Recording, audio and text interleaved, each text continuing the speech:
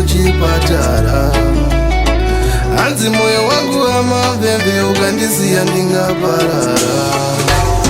Wakandivimbisa uchandida forever, saka kufenza chikuno izvozvo zvese ndichayedza. Handikusiye nyangwe kwese kwandosenza, unesa life pachikafu chandomedza. Kubasa kwangu ndinotambira chisalari, asi chisalari ndochiripo chamwari. Izvozvo zvishoma kudai wapfuma, pandiri wakatumwa rudo ndichapima. Inini ndinokudasha, ndinokudasha aiwa ndinokudaka, ndinokudasha. Uri chiponda moyo, pauri ndichaita follow. I love you so so, ndiwe unomisa ngoro. Ndichakutengera maruva pavale, you are my sweet darling. Zvese zvaunoda ndichaita ufare, you are my sweet darling. Ndichakutengera maruva pavale, you are my sweet darling. Zvese zvaunoda ndichaita ufare, you are my sweet darling.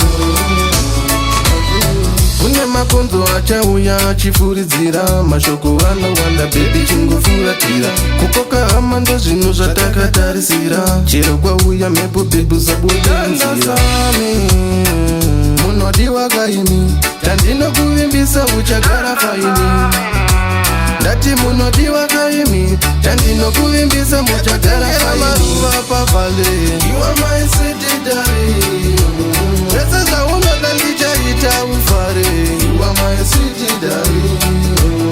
Ndichakutengera maruva pavale, you are my sweet darling.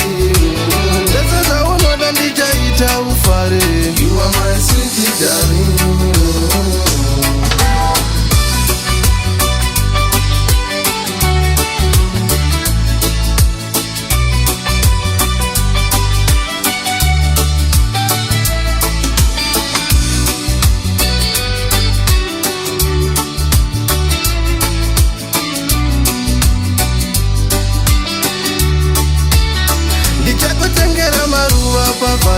You are my sweet darling. Zvese zvaunoda ndichaita ufare, you are my sweet darling. Ndichakutengera maruva pavale, you are my sweet darling. Zvese zvaunoda ndichaita ufare, you are my sweet darling.